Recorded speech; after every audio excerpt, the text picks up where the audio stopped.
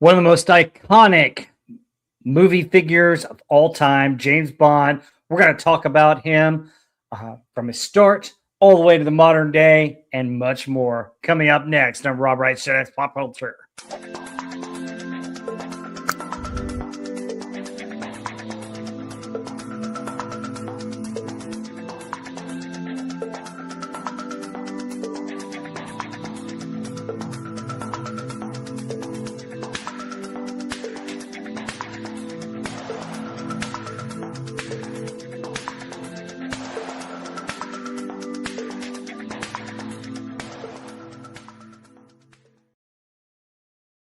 Hey, welcome into Rob Wright Chat Pop Culture, and I want to say hi to everybody in the chat. Lombardi 1969, Baxo Jays, and SP4H. How are you guys doing? Glad all you guys are here. Thank you so much for being here as we start this awesome journey. I'm going to do a couple of 007 videos this week. I'm also going to do another live stream where we'll go over the Bond villains and the best of the Bond villains. As well as the music. So that'll be next week. But I want to start with just an overview of the Bond films.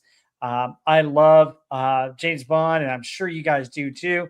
2104 Dogface, glad you're here. Glad you could make it. Welcome. Glad to see you. But folks, this is one that I've loved and wanted to do. I personally love a lot of the Bond films, and I wanted to talk about them for a while. And so this is going to be a fun stream.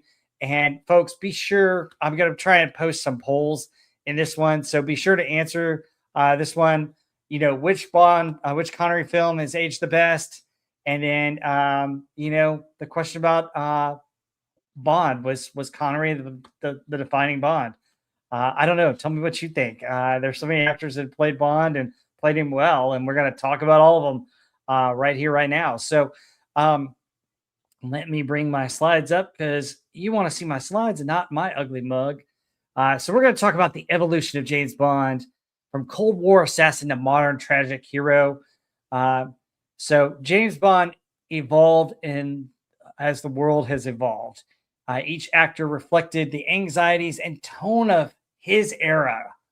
And Bond movies from the Cold War went from Cold War uncertainty to modern ambiguity. And it's kind of cool. I got an awesome picture of all the Bonds here, and we're going to talk about them. So let's kick it off with the start. So, James Bond was founded. Ian Fleming wrote the books in the 1950s. World War II had ended. You had the Korean War, and then you had the Cold War. And back then, it was a Cold War. Oh, my goodness. You had the Soviet Union and all the Eastern Bloc countries. You had the United States, Great Britain, and all the allies, kind of just tensions mounting. And it was an interesting time. There was a lot of fear. You had the Cuban Missile Crisis in 1962 when the first movie came out. And you had this fear of the Russian and the Soviet bloc. And it was an interesting time. And that's where Sean Connery's Bond became the weapon. So it was interesting because the Cold War was definitely part of it. And we get the first film, Dr. No, which is famous for the gun barrel opening. And I so wish that I could copy the gun barrel opening for an opening for this show. Wouldn't that be cool, folks? But if I did that, YouTube would say, no, we're kicking you off. So I didn't want to do that. Would have been cool, though.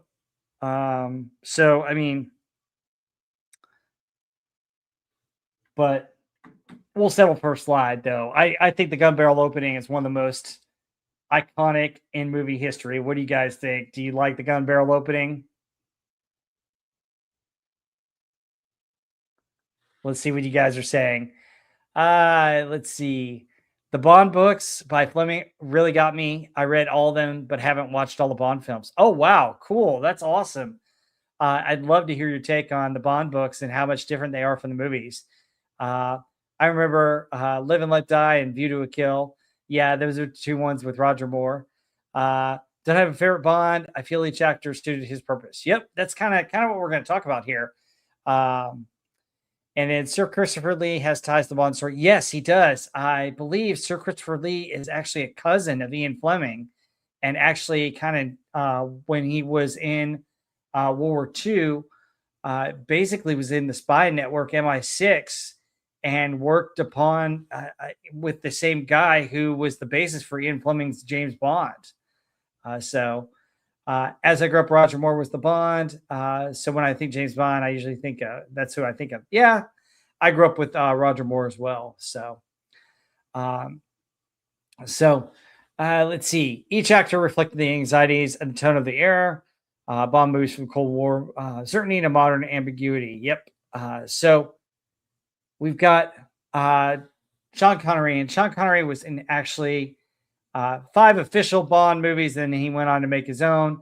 We have Dr. No, which is the first one, then From Russia with Love, then, of course, the iconic Goldfinger, followed by Thunderball, which was a unique one where they had some underwater scuba fights, which were unique in cinema history. Then you have You Only Live Twice. Then Connery called it quits for one Bond movie, and we're going to talk about that in a minute, and came back for his last official James Bond movie, Diamonds Are Forever. There are 2 other Bond films that we want to mention here. The one that Connery missed, starring George Lazenby for his only role as Bond in On Her Majesty's Secret Service, which has an interesting, unique opening, and where he says when he doesn't get the girl and she kind of ditches him, that never happened to the other guy. And then Sean Connery funded his own James Bond film that came out in 1983. It was Never Say Never Again, which is a takeoff on Thunderball. So interesting stuff here that we have here. But Bond, basically, it was post Empire Cold War tensions that had it. And you look at Bond, and we kind of divide this up into post Cold War tensions, the 1970s spectacle, the 1990s post-Soviet identity crisis, and then the 2000s were post 9/11 realism and vulnerability. Let's talk about where it all began. So the Connery era. Some of the key films here, obviously, were Dr. No, From Russia with Love, and Goldfinger. They were the first 3, and they kind of set the standard for James Bond. It's height of the Cold War and actual espionage, which was kind of cool. Britain redefining global influence. You used to say that the sun never sets on the British Empire, but at that time it did. So we've got that going, and it's interesting. Got a couple other people that joined the chat. Angular Spanish, thank you so much for jumping on. Hope you guys enjoy this one. It should be interesting. So you had a lot of real life spy stuff going on in the world. I mean, there were Soviet spies and American spies and British spies, and they were all trying to gain the upper edge, especially with the nuclear arms race and the space race. It was interesting. And Dr. No, the first movie in the Bond franchise, really played up on that, and really was the beginning of all your awesome spy shows of the 60s and 70s and your spy espionage movies. I mean, so many wonderful, interesting movies and TV shows that it set the stage for. During that time, Ian Fleming and post-war British anxiety, there was a lot of fear of nuclear war and takeover of governments by the Soviets. You had the Soviet Union, who kind of created their Eastern Bloc. They took over so many different countries and kind of formed a wall. Of course, there was a literal wall that they put up in Berlin as well during that time. You had kind of defined good and evil on here, which is communism versus capitalism, and how they set it up. And Dr. No really just set the stage for it, and it established James Bond. It set up the the title sequence. It set up the music that we get, and then the great thing about it is the gadgets that it started. So through Sean Connery Bond films, we got some ironic gadgets, and I should have a slide for those here. But we'll talk about the character traits first. I forgot to mention the character traits. So his Bond was defined by somebody that was emotionally detached. He nothing phased him. He was cool, suave. He was basically your alpha type, which is awesome, which is why I love him. He was ruthless but controlled. He was hyper competent. So he knew his mission and he knew everything really well and he knew what he was doing. He always was in control, even when he was in trouble, which was awesome. And so let's talk about some of his gadgets because that's the fun part about the Bond movies. So some of the gadgets that he had was, of course, the cool rocket pack that we got to see in Thunderball. I always thought that was really cool. It's kind of a unique thing to get a rocket pack in a movie. I mean, that was so iconic and ironic and cool. You had the helicopter Little Nelly, which was from You Only Live Twice. I thought that was cool. She does honor to her name, really cool with the machine guns and the rockets. Very cool. And then, the iconic From Russia with Love briefcase. We had the gold sovereigns, the gas pack in there. And then also in the briefcase, he had the rifle, the sniper rifle, which was cool. I thought it was cool. So the other cool thing about these bonds is you had some exotic locations as well. So fantasy escapism was rampant. So you had places like Jamaica, Miami Beach,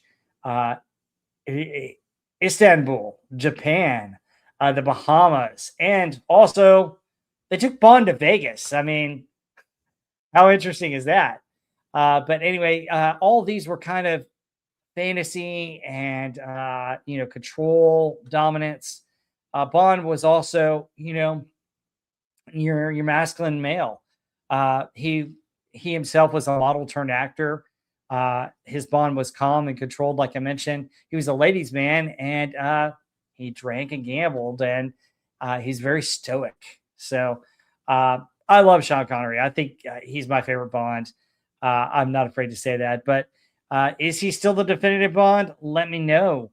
And then also, we asked which Connery film aged best. Is there a favorite Sean Connery film that you have? I'm going to give my top 10 in a later video, but let me know what you guys think. See, Sig Valdesen. Ooh, the new Bond is the best. No toxic man-like qualities to offend us. We all know it'll be making money by the tons. Okay, that's great sarcasm. Pop culture is dead. These were like good one, Sig Valdesen, and glad you're here. So yeah, guys, let me know. Let me know what you think. I think Sean Connery is the best, but let me know what your thoughts are. But let's move in our Bond story from Sean Connery films, which I think were so iconic, to the person that had to follow him. And I thought it was difficult for Roger Moore to have to follow Sean Connery. Roger Moore had his stint in the spy genre with the show The Saint. And Roger Moore was actually a little bit older than Sean Connery, which is kind of interesting. So let's look at him and his films here. He was known as the Spectacle because we changed from one set of villains. So you had the villains in the Sean Connery area were very Cold War.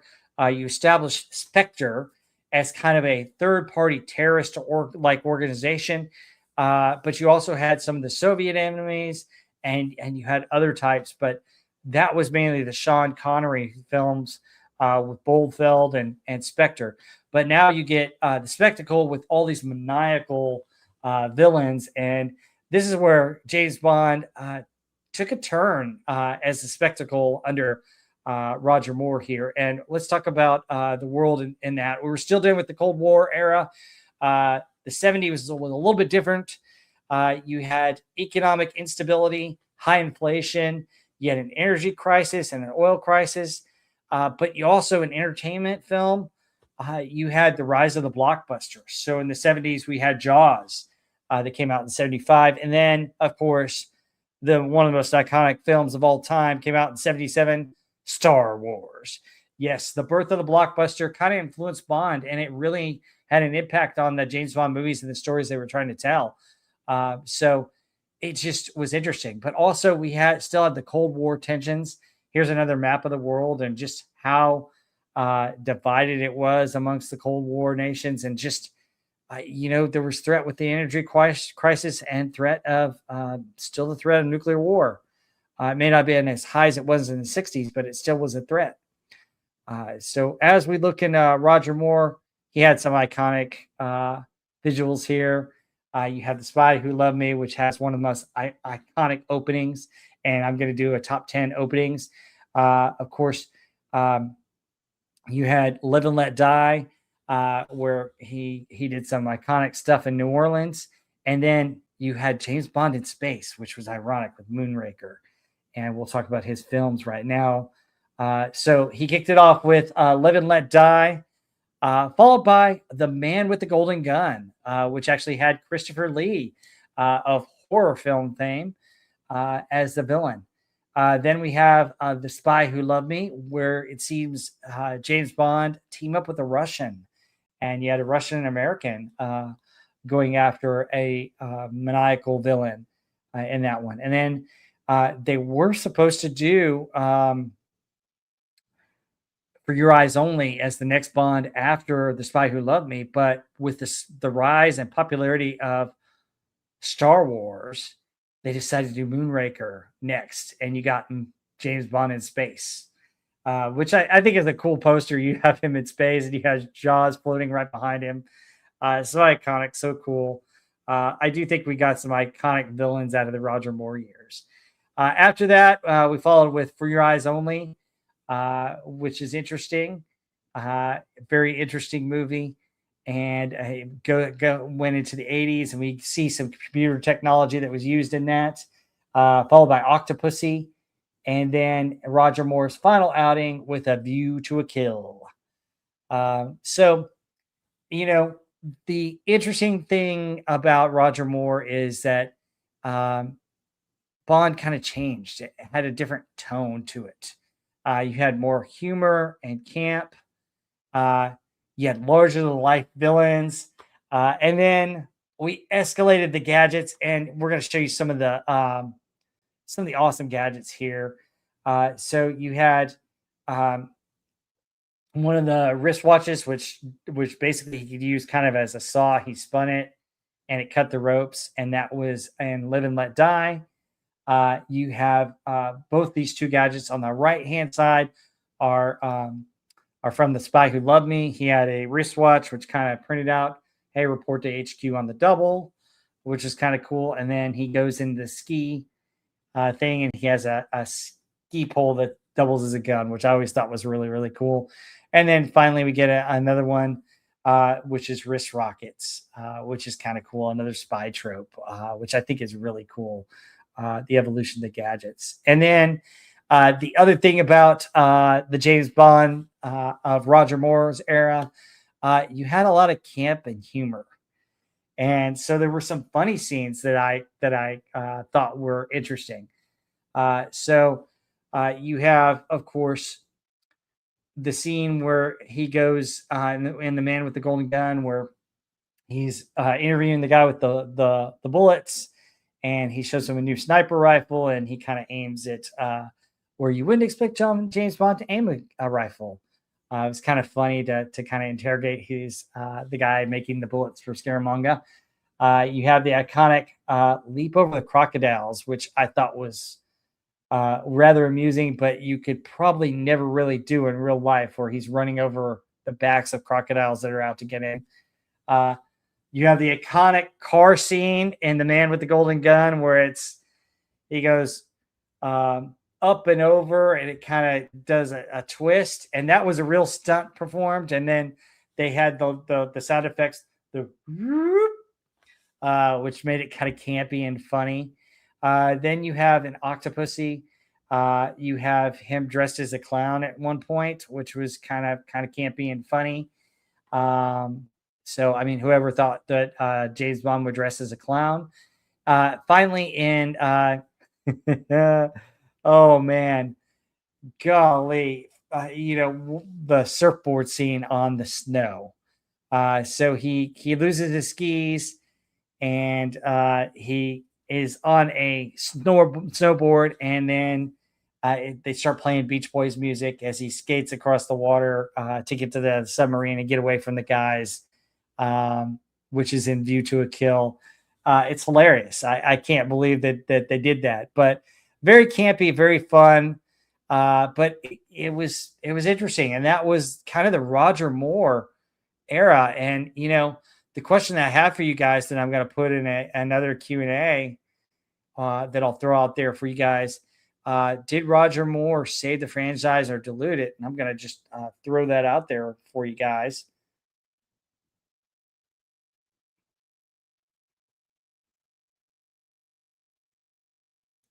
One sec here. So what do you guys think? Did he dilute the franchise, or did he save it or ruin it? I thought he did a decent job with it. You can tell that uh, there was a little bit of campiness early on, but it didn't get as silly as it got in his final three films. I thought, Live and Let Die had a more serious tone. I think Roger Moore was trying to find his character. And I think in interviews when I watched him for Roger Moore, he said he didn't want to play it exactly like Connery did. So he smoked cigars instead of cigarettes. He was charming and suave rather than calculated and cold, and delivered one liners. And you could see that his response was a little bit different. Really, oh, cheeky. He was more cheeky, which I thought was interesting. Sig Valdison says, honestly, I think he sort of diluted it. It wasn't much the actor's fault, but the writers writing different things. Yeah, I agree. Um, I think, for me, if you look at it, you have Live and Let Die, which was an interesting focus and had some unique stuff and a little bit of mysticism, which was totally different for the Bond franchise, which I thought was interesting. The Man with the Golden Gun, I thought put Bond up against a serious type villain, but it did have some crazy, cheesy stuff. You had a flying car, you had this fly stunt, this car stunt, which I thought was kind of a cheeky, interesting way to do it. But then it got serious towards the end and where it needed to be, and then got cheesy at the very end with Nick Nack. However, I think The Spy Who Loved Me tried to reel it back in, and I thought The Spy Who Loved Me didn't have as much cheese, had a more polished, focused a Bond, and I think was the right direction for it. But then Moonraker is interesting because I think half of the film is really great a spy film, but in the second half of the film, it just gets cheesy going into space, and I can see where you're saying it sort of diluted it. I think it came back around. For Your Eyes Only was more of a straightforward Bond film. Uh, Parts of Octopussy, which For Your Eyes Only and Octopussy were my introduction into Bond. Those movies were the first ones I saw on cable and the first ones I watched. So it was my introduction into Bond. So I did get the serious side of For Your Eyes Only. Also, a little cringe stuff with some of the chicks in that movie.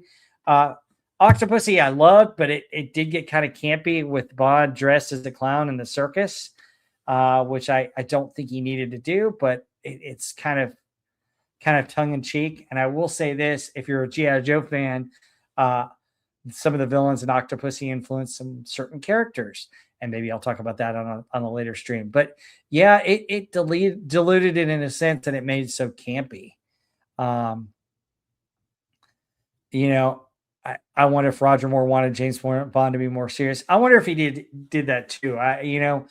It was interesting how they took it, because I think at this point they were going a little bit off script from some of the novels as well. So, but anyway, um, let's move on, and we're going to the recalibration. We're going to the Timothy Dalton years. So that was interesting. So he had two films, The Living Daylights and License to Kill. Now, it was interesting. We're still in the heart of the Cold War, and here's just another map to remind you of what it was like. We're still in kind of the 80s, and you had The Living Daylights and License to Kill. And I'm not sure as many people warmed up to Timothy Dalton as that they wanted to warm up to. Uh, it was a darker, more grounded Bond, and you had a more personal vendetta storyline. I mean, one of his comrades gets killed in a training accident, and Bond kind of wants revenge. It was interesting. Uh, yeah, Sigvaldason, yes. That they no longer use novels to go on. Baxo J's, yeah, they were way off script. Yeah, that's my understanding. Because the Bond films of the '70s kind of went way off script and kind of took elements of the Bond books and made it into their own campy type thing. Um, and Timothy Dalton didn't care for him, but I couldn't say why. I guess that the thing about Timothy Dalton, and apparently, uh, this style is closer to what we've got with Craig later on, and apparently, uh, his Bond is closer to the Fleming novels. I haven't read the Fleming novels, but Dalton apparently was close to who it really was, which makes me beg this question that I'm going to throw in the chat here. Could he have been ahead of his time with the way he played Bond compared to what we've got now with Daniel Craig? Was he ahead of his time? A lot of people think that he might have been just with the way he played him. And here is just some scenes with him. It was interesting to see how his Bond reacted and what he did. He was more action oriented. I think he was the type that would take action rather than have a conversation or fool around with the villain. And of course, we mentioned the books, and it's interesting to see some of these covers. And so I tried to get some of the original covers if I could find them, but it's fascinating. So I think was it Casino Royale was first, then Live It and Let Die, then I think Diamonds Are Forever, and then Moonraker, and then From Russia with Love. Is that correct? Box OJ's got them and read them, so I don't know the exact order, but they're interesting. It's kind of neat to see some of the interpretations in the book form.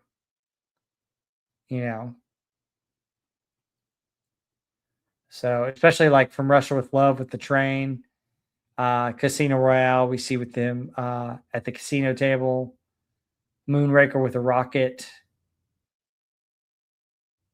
Live and Let Die, interesting, and then Diamonds Are Forever. Yeah, Sigvalda said, yeah, I should probably watch the Timothy Dalton films again. I really, honestly, my view of his films, I always thought that he was a little bit different Bond. I don't think he took to the character as well. I was expecting a little bit more suave and sophistication, or a blend of the Roger Moore and Sean Connery Bonds. And he wasn't that way. He just was like right into it and very serious. But here, let me show you a couple more of the novels here. For Your Eyes Only, The Spy Who Loved Me, Dr. No, Goldfinger, and then Thunderball.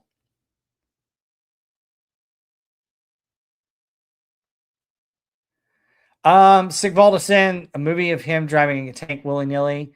Oh, we're getting to that one. That's Pierce Brosnan's Bond, though.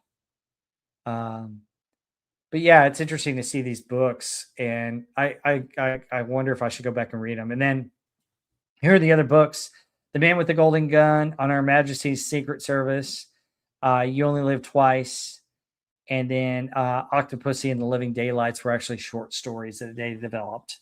So Some of these they had to go off script and do them differently, but it's just interesting.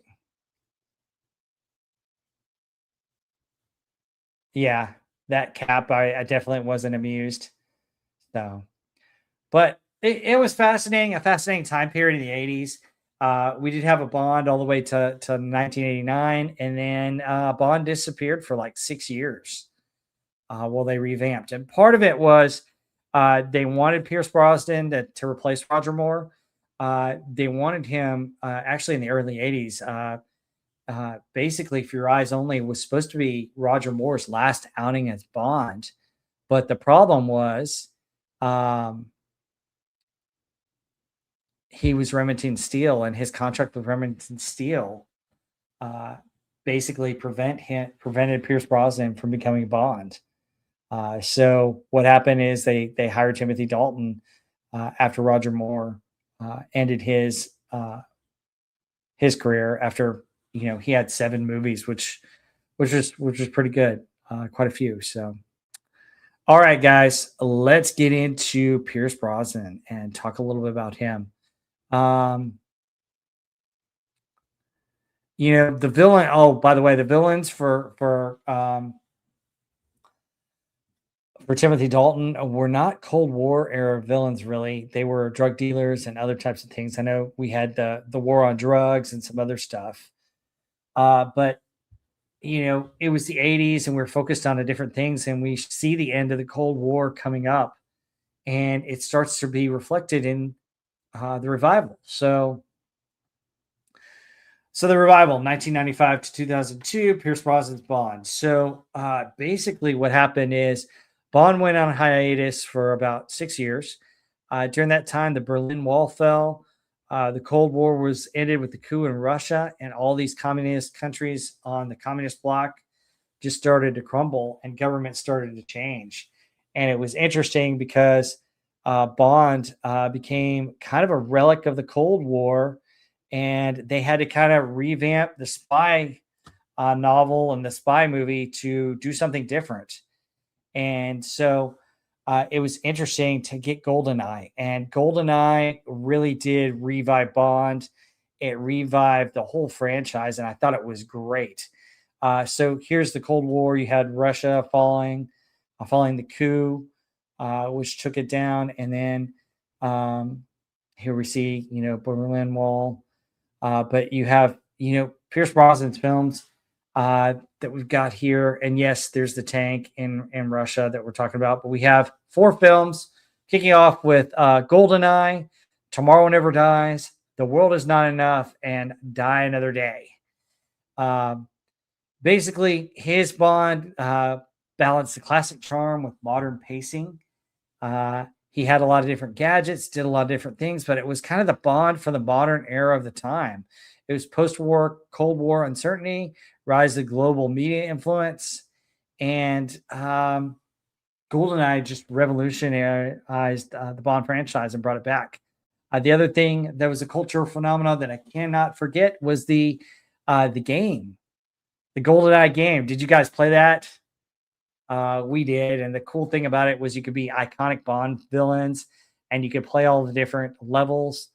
It was a cool game, and I thought it really revived Bond and the Bond franchise. One of the cool things was you could be Oddjob, who's a short guy, and you could attack with the karate chop, which is cool. You could also be Jaws, and several other characters, several other Bond villains and characters, which I thought was cool. And you had different things. You had, like the media corporations, you had terrorists, and then you had, you know, global megalomaniacs that were really involved in there as the villains. Um, so here's a question I've got for you guys. Was GoldenEye peak 90s action cinema? Is GoldenEye the best of the Pierce Brosnan movies? What do you guys think? I'll post that in the chat as well.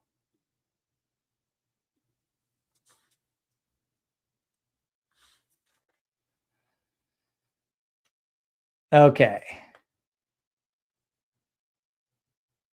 Oh, now that you said Pierce, I confused him with Dalton. Sigvaldison says Pierce Bond was the one I disliked, not Timothy Dalton. That was on me. Um, Tell me more. What did you dislike about Pierce Brosnan? I thought he was a good Bond. I thought GoldenEye was excellent. I thought, you had the helicopter that was kind of a stealth like helicopter in it. You had the GoldenEye weapon, which was kind of cool and unique. I thought he had some interesting ways to do it, and I thought the opening of GoldenEye is iconic, where he and Alec are going into Russia during the Cold War era, and you see this mission, and Alec dies, or at least we thought he died, and just the way that it reflected the end of the Cold War in the beginning with Tina Turner's iconic GoldenEye song, which was kind of cool. So really unique and interesting stuff. So anyway, they escalated a little bit of CGI was involved in some of these. New formula, but it was kind of repetitive. It was kind of interesting, kind of an interesting Bond. I mean, The World Is Not Enough, where you had a media mogul as the villain, and you teamed up with the Chinese to take him out. You have Tomorrow Never Dies, where you had a terrorist and a person he had originally taken hostage as a teenager, being his secret lover, and the villain was kind of a guy who had a bullet in his head that he could die at any time. So he kind of lived life to the fullest, which was interesting. And then you have Die Another Day, where at the beginning of that film, Bond gets captured in North Korea and he's a prisoner for so many years. And I guess it's supposed to kind of explain the hiatus from 89 to 95, which is kind of interesting. So I don't know. What do you guys think? I thought Pierce Brosnan was actually a good Bond. But let's see. Sigvaldison says, wishy-washy. The movie with him driving a tank around was garbage. I remember going, you don't plow the gun on a tank through a wall and have it work. Yeah. That's a fair point. Sigvaldison says, I was casual watcher of the films. I would watch them and sort of forget them. Yeah. I guess at that point, that was my college years, and I was peak Bond in 95 because I loved Sean Connery at that point. I'd watched all the films and I was excited for a new Bond. And when GoldenEye came out, I was just hyped for it. I liked it. And these were the Bonds that I saw in the movie theater. I like them okay. I think they're good ones. You'll find out where they rank on my top 10. But, Roger Moore was my first exposure to Bond. And then when I got to know through my uncle, my dad, and other people, the Sean Connery films, and grew to love those, I bought them all on video cassette. So I had them in college, and we'd watch them, rarely. And then also, this is when like TNT and some other cable companies got the rights and would show Bond film marathons. And so I'd watch the Bond film marathons as a study break.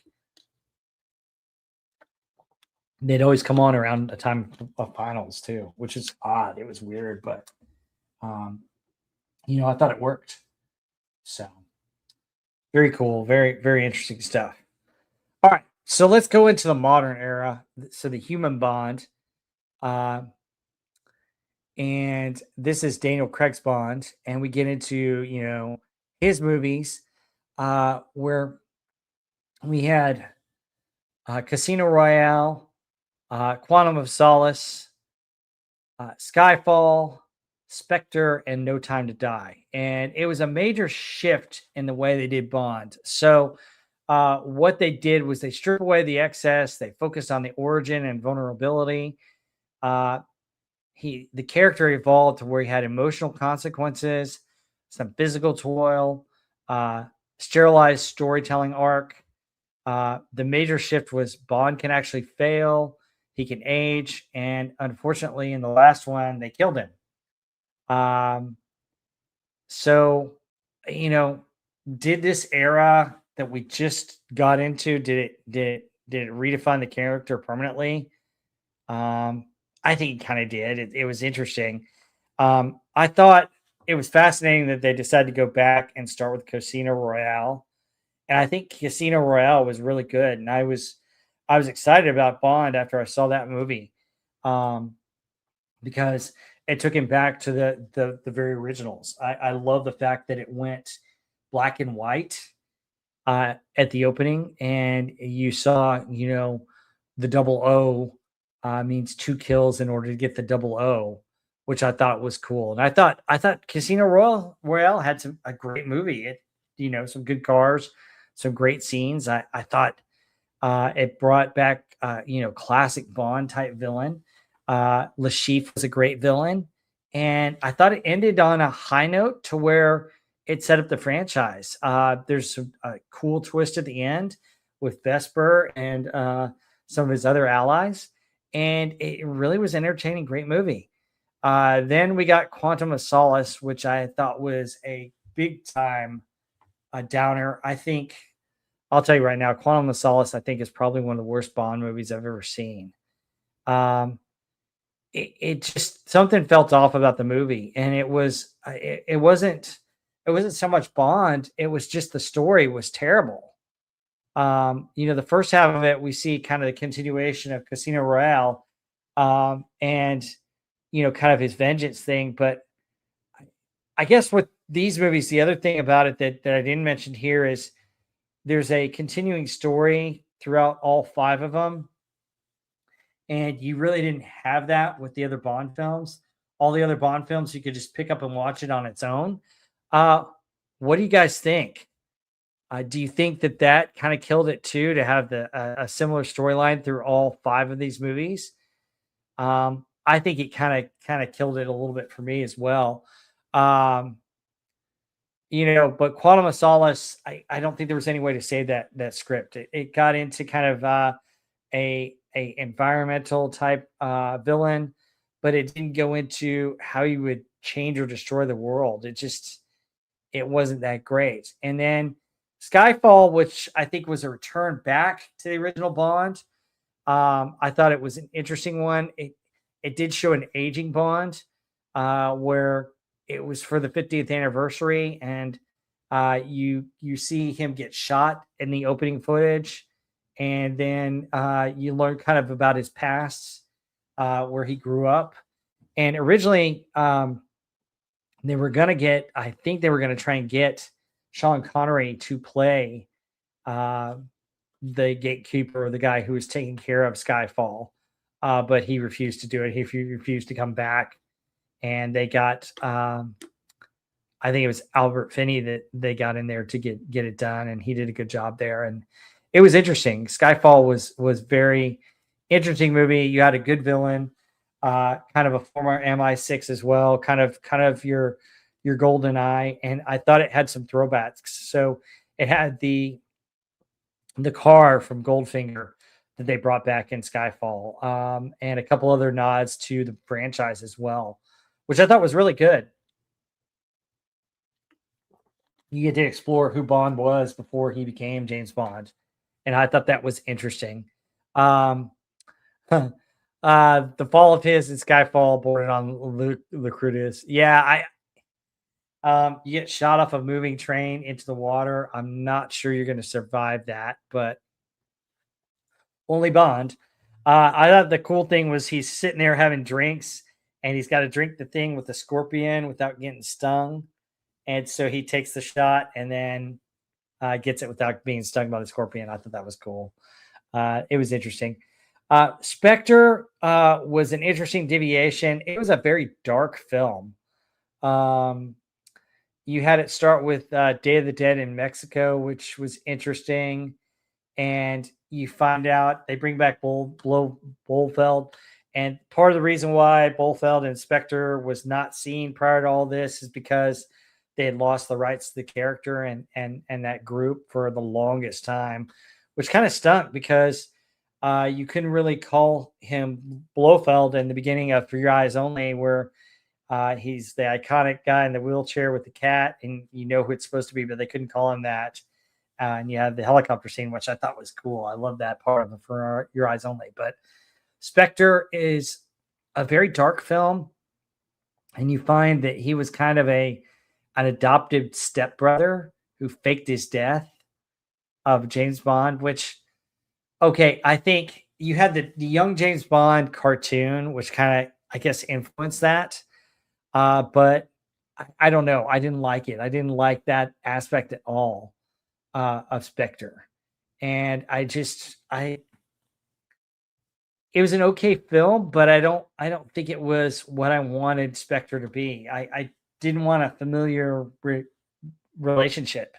It felt like you're trying to make it like any other campy movie. We're trying to relate the villain so much to the main character, and I think that's just, it made it personal, but it didn't come across very well. Sure, there's a lot of cool action scenes in that movie. There's a cool helicopter scene in the beginning, and I think the movie's okay, but I just didn't like how they did Blofeld on that. And then the final outing, No Time to Die, where they give him a daughter, and you get a little bit of, kind of the modern day movie type stuff, which I didn't enjoy. And then, of course, you kill Bond at the end, and I didn't think that was the best, it just kind of killed it for me because it was taking kind of a modern tone. And so the questions I have for you guys on this, and here's some of the pictures of Daniel Craig, the iconic Skyfall and the new M, Casino Royale, a couple pictures there, was just, what did it do? How did it work? So, all right. So let's look back at some of these archetypes here real quick and go through kind of these Bond figures as well. And I'll ask you who your favorite one is. Looking at the poll, looks like we got a lot of good answers in the original. So is Sean Connery that's still a definitive Bond? Let me know as we get to the end of the stream. I do want an answer for that. But here are the archetypes that we looked at. Connery, you had Soviet inspector, mastermind, megalomaniac, was the villain style, which was interesting. You had Blofeld commanding everything, and you had different numbers. The number 3, the number 5, the number 2, all trying to get him. Then the more was the campier, a global adventure, nuclear space fantasy, larger than life caricatures.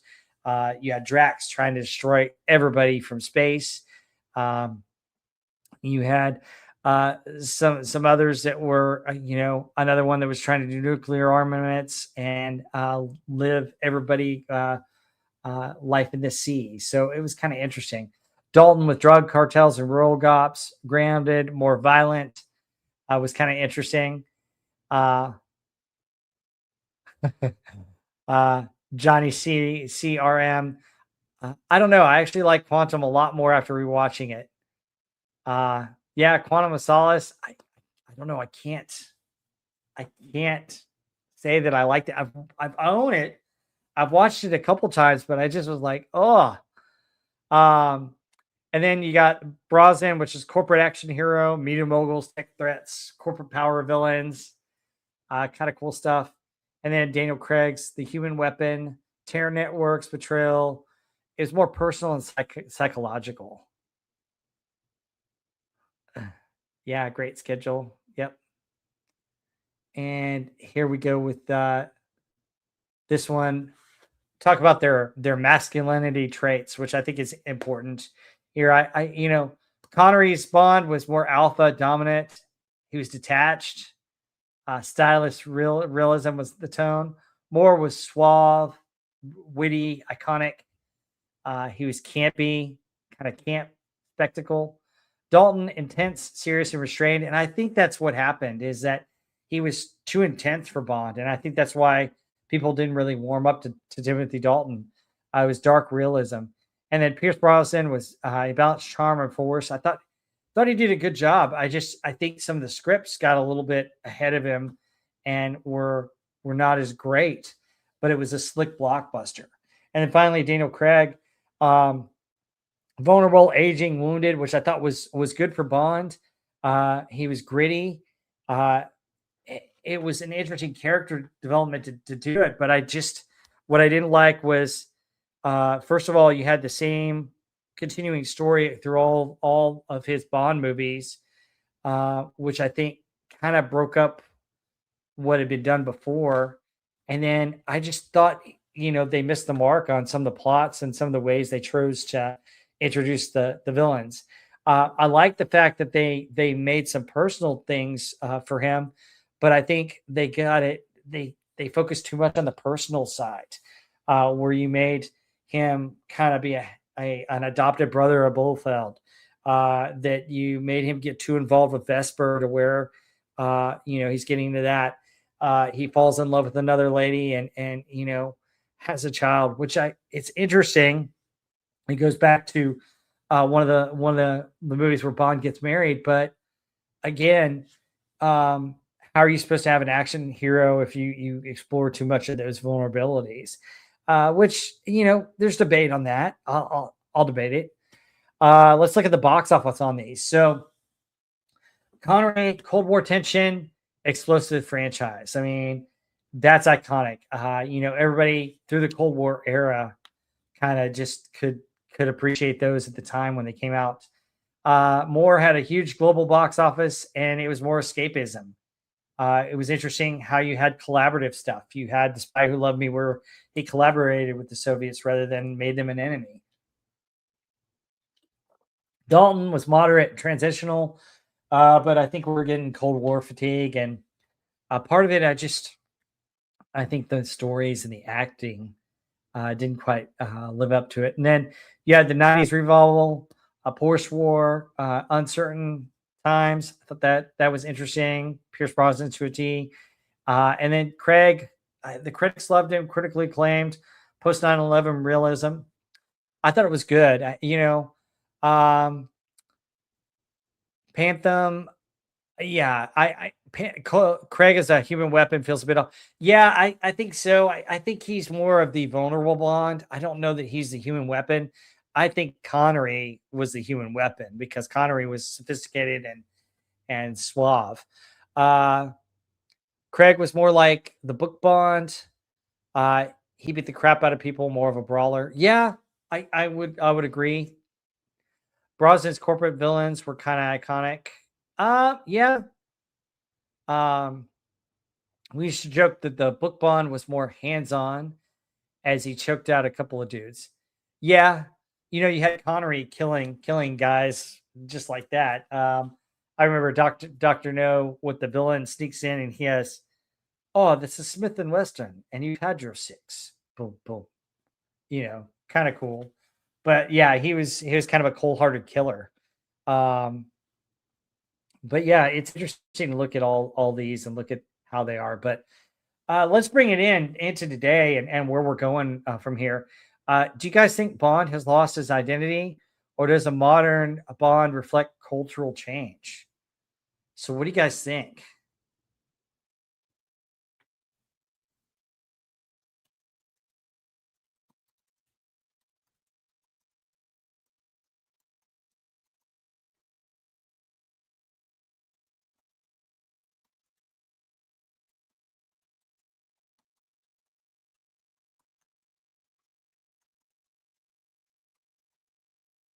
Type that in. So, what do you guys think? Do you think he's lost his identity, or do you think he reflects cultural change? Um, and then we'll talk about Amazon in a minute here. But I thought Connery and Moore reflect the culture of the time. I think Pierce Brosnan does to a degree. I thought Daniel Craig did at the beginning of it, but I think the problem is that you've got um, the Hollywood, and I think Hollywood has shifted. I think Hollywood used to be a reflection of culture. While you could touch certain subjects, you had, your movies that would be more of your social political thriller, and then you had like James Bond films, which are your blockbusters, your fun summer movies. And I think what happened in the late aughts and today is that Hollywood has gotten to the point where they're trying to drive culture with social political commentary in every type of film, versus keeping that kind of stuff into a more of a serious tone film, or a kind of an art film. And the problem is that James Bond is your popcorn, your blockbuster, your fun film that everybody goes to see and just have a good time. And we've changed uh, pop culture and movies into this thing that it seems like every film has to have some element of social political agenda. What do you guys think? I'm reading through this. Um, I have zero faith in Amazon. Pop culture is dead. I mean that, Rob. IP is right and left died off, including Bond. Uh, I can't imagine them doing the right thing with this character. He shouldn't reflect cultural change. He's a product of the Cold War. Personally, I feel like it would breathe life into Bond if they made it take place during the 1960s and back in the Cold War era. Yeah, I mean, if we're gonna do Bond, do we need to go back to Cold War Bond and just keep him in that era? Maybe get it 1960s through 1970s, early 80s, and do it that way. You know, um, let's get into Amazon as well.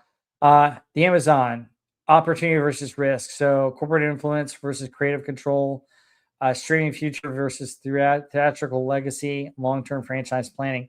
So Amazon has Bond. They haven't cast a new Bond. They've had some interesting notes, and my buddy Doomcock has an awesome video that he put out yesterday. Go check it out. The problem is it doesn't look good. It looks like Amazon's going to continue a trend where instead of putting out a movie that people can just enjoy, it seems like they're going to try and add a little cultural spice and social political flavor to it. And I don't want that in a Bond. I don't think that that's the right way for them to go. Also, we don't know if it's going to be in the movie theaters or they're going to try and put it out on streaming, which I have mixed emotions about this. I think a Bond movie needs to be in the theater. It needs to be a big spectacle that we go see.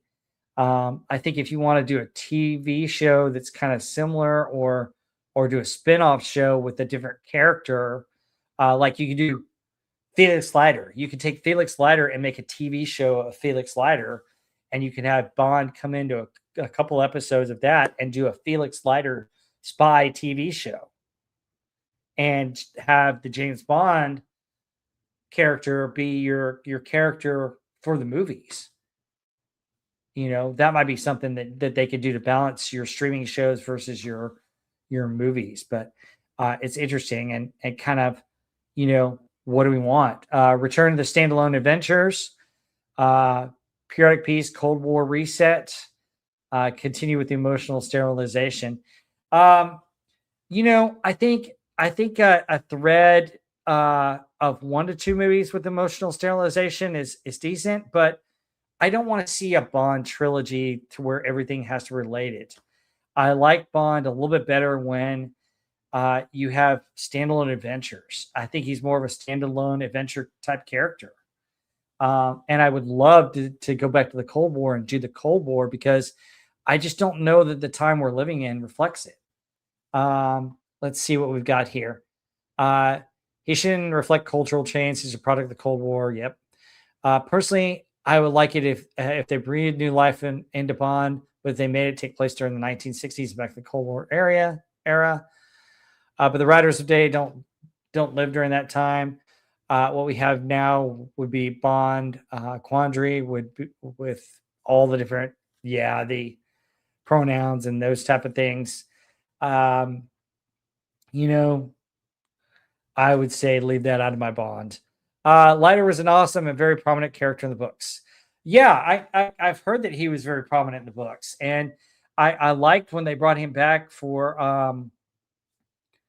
Casino Royale, but I think what you could do with this is if you went back and you decided to do it all Cold War, and that way you can bring back books, you can bring back time period, and you can keep it a period piece, and that way uh, you could hopefully keep some of the modern day stuff out of it and just have fun period pieces with James Bond. Because that's the other thing about these movies that I thought were great was that they were a lot of fun. Um, you had the gadgets, you had the girls, you had the glitz and glamour, you had interesting plots, and everything was just fascinating. It was just really cool to see and to have fun with, um, which is what I liked about them. Let's see the final results of the poll here. So, poll final results with 11 votes. Let's see. Is Sean Connery still the definitive Bond? 91% say yes, 9% say no. Okay, so folks, if we did go back and if you were going to redo Bond and make the future of Bond kind of the Cold War era, would you want a Bond like Connery, or would you like one more like Craig, or any of the other two, or maybe a combination of the two? How would you do that? What would you do? What do you think? I certainly would want more of one like that's like Connery, um, and have some elements of Craig.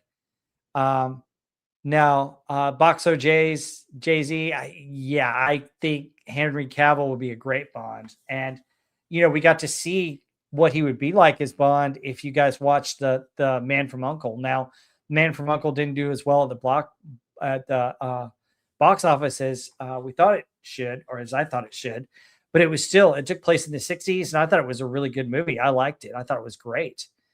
Um, Let's see. Sig Valdison says, I think they do a Bond today. What we get is what we're seeing. I hope not. Starfleet Academy is way, way, way too extreme. Um, uh, then there's no definitive Bond because Connery doesn't fit the modern incarnations of Bond. Probably Ian Fleming didn't definitively keep the character in one place either. Yeah, that's true. Um, That's what made me think he'd be a good Bond as the Man from Uncle. Yes. Would love to see some Bond action like Connery did. Um, he actually looks like the description. So you're saying that Henry Cavill looks like the description? With the pictures of the books, it looks like he was more of a dark-haired guy that looked almost like Henry Cavill in those pictures. Um, but yeah, I think Henry Cavill would be a great Bond. I think if you kind of reset it and did it in the 60s and 70s, or even a little bit in the 80s, and gave him some good stories, some classic Bond type stuff. And you can weave everything in. Boxo Jay-Z says, yes, black hair and steel eyes. Mhm. So, but yeah, what else would you guys do with Bond? Would you bring back a villain? Would you bring back Spectre? I think I'd bring back Spectre, but I wouldn't make him the sole villain. I would make him very much an element. Um, you see him team up with the Soviets. We see him team up with the Chinese government. I wonder if he would maybe ever team up with a Spectre agent to fight another enemy. So yeah, looks dignified, knows how to wear a suit, but also knows how to use his fists. Bond needs Spectre as a villain. Yeah, I agree. I think Spectre, you know, that's what I was hoping for with the Craig Bond when I saw Spectre. I was like, oh, cool. They finally got the rights back. We're going to bring Spectre back. This is going to set up the franchise. And then it just, for me, it kind of flopped when you made Blofeld related to Bond. And I just was like, you know, so it's interesting. Please forgive Dr. Evil as a Bond villain. I thought Dr. Evil was good. I thought the Austin Powers were funny takeoffs on the Bond films.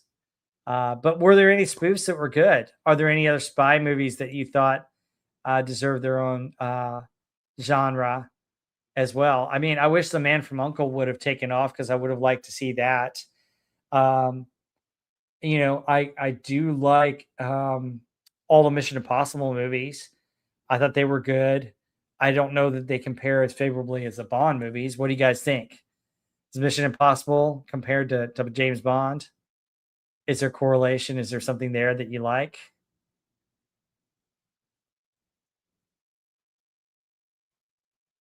What are your thoughts?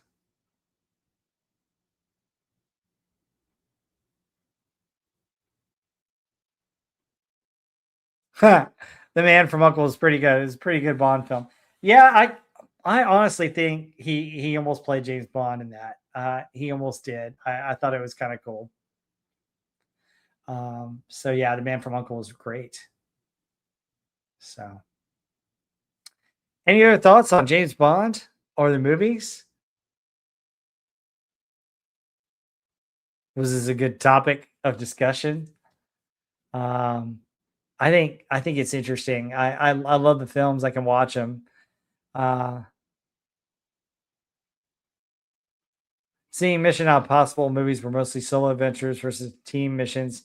The TV show, then yes, Cruise was like Bond in those movies. Yeah, I think he was. Um, Maybe they should create a new villain for James Bond, someone who give Bond a hard time. Yeah, I love the fact that they did use in a couple of movies a rogue MI6 agent who went bad. I thought that was kind of cool. I think the problem is that there aren't good writers anymore. It's a lost art form. Yeah, and the other aspect is how much is AI writing new scripts?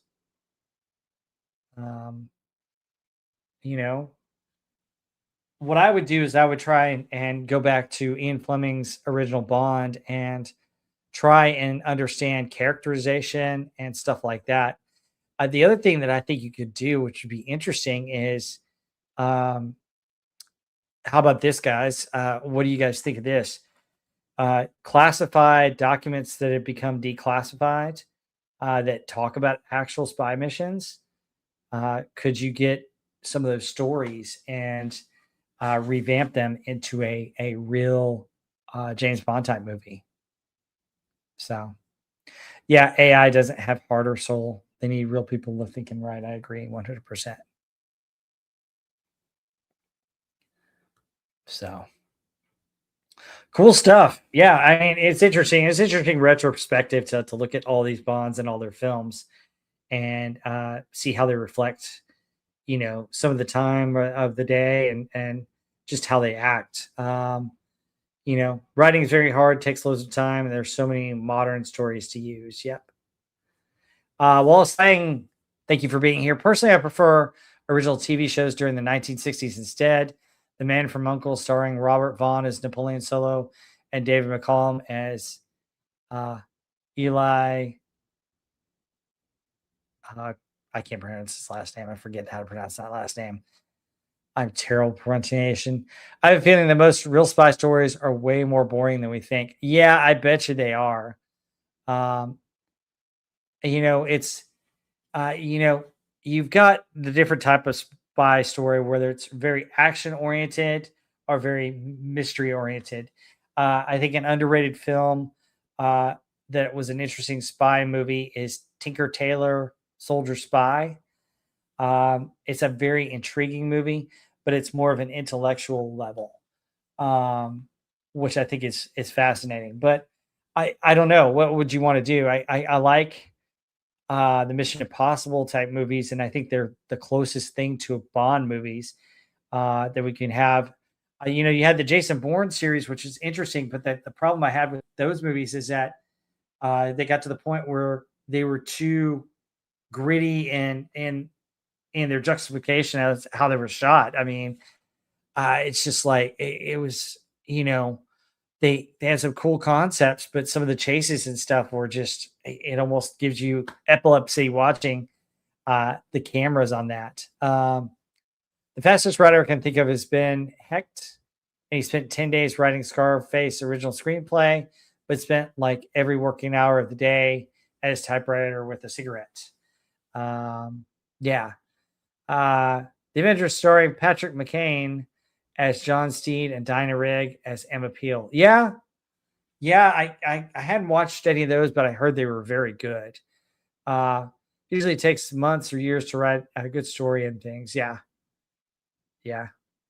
He also had like The Thin Man and some other things that were really good. Um, but it's interesting. The original books were really fun for Bourne too. Yeah, that's what I heard. I heard the Bourne books were incredible. Um, I mean, I liked some of the Bourne films. I just thought it was interesting. Yeah, Diana Rigg as Emma Peel. Wowza, wowza. All right, folks. Well, that's all the slides I have for you on this one, and we're kind of wrap it up here. Give me a sec here. Let me tell you what I got coming up. So coming up on the stream this week. So tomorrow I'm going to drop a video. There was a really cool Luke Skywalker AI Star Wars video that came out uh, today that I'm doing a reaction for. It's basically the continuation on him on Tatooine. I just filmed it today, and it's coming out tomorrow morning. I'll drop it at 10 o'clock. Um, Basically, it's the third part with him. He went and got the crystal. He met the biker gang and got away from them, and now the Imperials are after him. This one's 10 times better than the other ones. And then I'm going to do a couple other ones. There's a Boba Fett one that I want to do, and then there's a really good one with him and Ahsoka that's really good that I'm going to do. So those are Monday, Wednesday, and Friday. Tuesday, I'm going to drop a couple of videos for you. I'm going to drop a video on my favorite Bond films. I'm going to rank them 10 to 1. That should be a cool video. And then I think I'm going to talk about the Bond openings, my favorite Bond openings on Thursday. And that'll be a video with my top 10 Bond openings. So stay tuned for those because I think those will be pretty cool. And then next week, I'll be back maybe a little bit later in the day. I think I may, because I've got my dad's birthday. But we're going to talk about the Bond villains. And we're going to get in depth into Bond villains and talk about the villains and the music of Bond. So that should be a pretty cool live stream. Coming up the rest of the month on the 15th, Heather L and I will be back, and we are going to talk about the Pacific. We're going to do episodes 9 and 10. I'm going to be out of town for the 22nd, so we're going to miss that one, but I'll have maybe a video for you guys. And then the last part of March on the 29th, we will wrap up the 70s with the hits of 1979, and I'll have my crew back for that. So that's what we got coming up on Rob Wright's Gen X Pop Culture for the foreseeable future for some of the shows and live streams. This week, catch me live on Doomcock's channel, Overlord DVD, for Pop Culture Breakdown. We're going to have a really good show for you. We got a lot to talk about this week, including some James Bond news, which I won't spoil. Doomcock has a great video on it, so it came out yesterday if you want to check that out. But guess what our movie of the week is? Has anybody seen what our movie is? We finally got it, folks. It's Beverly Hills Cop. So we're going to be reviewing Beverly Hills Cop on Pop Culture Breakdown this week. So check that out. That's on Wednesday night at 7 o'clock on Overlord DVD's channel. Also, we got on Overlord DVD's channel Friday Night Frolics. I'm usually in there. That should be a lot of fun this month. So, but anyway, that's what we got coming up. Hope you guys enjoyed this bit of Bond and just kind of going over Bond. And yes, Sig Balderson, I forgot to mention it's Harvey Cthulhu presents Pop Culture Breakdown, a Harvey Cthulhu production, TM. And Harvey Cthulhu presents Friday Night Frolics, TM. So there you go. There's Harvey. So really cool stuff, folks. Speaking of Bond villains, I do want to show you guys one thing. Andy Masterson sent me a new figure, and I want to show him off really quick as we end the show real fast. Uh, so for my GI Joe figure, so you got my personal figure that's Duke from GI Joe. Uh, he felt I needed a villain, and he created this villain for me. Of course, he's really, really rad. This is Commander Kurtzman, the villain, the GI Joe villain that he made for me, the GI Joe S villain. So kind of interesting, kind of fun. I may have to do some interesting, fun stuff with this guy. So thank you, Andy Masterson, for such a cool villain, for such a cool figure, and a villain to match my heroic figure of myself. So don't know what I'm going to do with this guy yet, but it should be interesting. And then he also sent me Sabu. So there's the Doom Squirrel himself. So I think Andy did a great job on making Sabu. It's pretty cool with his saber-toothed teeth. So pretty cool. So yep, Sigvalden, thanks for the show. Thanks for that. Let's see. I better watch Beverly Hills Cop tomorrow today. Yeah, I mean, actually it was on last night as well. Beverly Hills Cop 1 and 2 on DVD for 50 cents in the pawn shop. Yeah, I like both Beverly Hills Cop 1 and 2. Cool stuff. Cool bad guy. Nice. Yep, Andy does a great job. So yeah, his Doomcock is great. His Doomcock figure. So nice Doom Squirrel. But anyway, folks, thank you so much for being here. Don't forget to like and subscribe. Leave some comments as well. That helps with the algorithms. I'm about 60 watch hours away from getting monetized. I'm hoping that'll happen this week, so that on these live streams you can actually super chat when I get monetized. So it'll be cool. But anyway, hope everybody has a good week. Take it easy. We'll see you on Wednesday night on Pop Culture Breakdown. And thank you so much for being part of the show. We'll see you guys on the next one. Take care, everybody.